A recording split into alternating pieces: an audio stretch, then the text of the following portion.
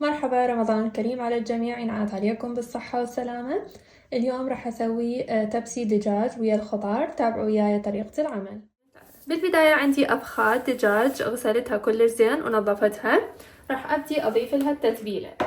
بالنسبة لهاي الكمية راح أستخدم ملعقتين أكل من اللبن، وراح أستخدم ملعقة أكل من معجون الطماطم.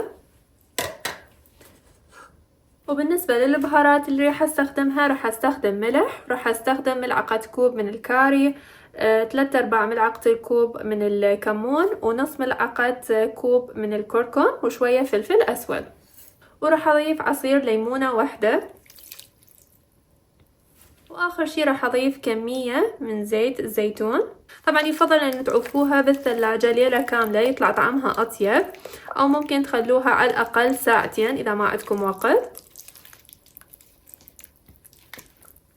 بالنسبة للخضار اللي حستخدمه راح استخدم بوتيتا وجزر وبصل وثوم. راح ابدي اضيف لها الملح،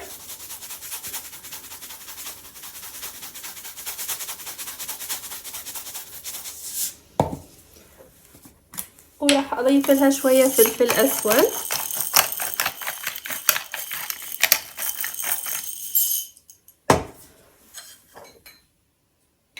وراح اضيف كمية كلش قليلة من الكركم ينطيها لون حلو وطعم، ينطيها طعم طيب. واخر شي راح اوزع عليها زيت الزيتون.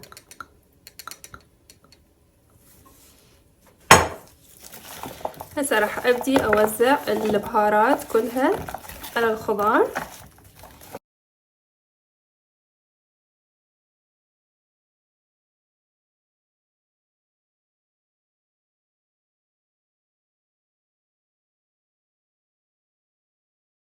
هسه خليت الخضار بالبايركس اللي حستخدمه، وراح ابدي اخليه قطع الدجاج فوقها.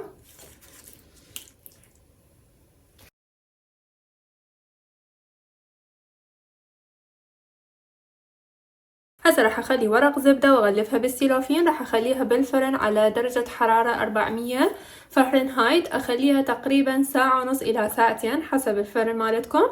اول ساعة راح اخليها ويا السيلوفين، بعدها النص ساعة الثانية راح اشيل الغطاء الى ان يبس الماي، بعدها اشوفكم شكل النهائي.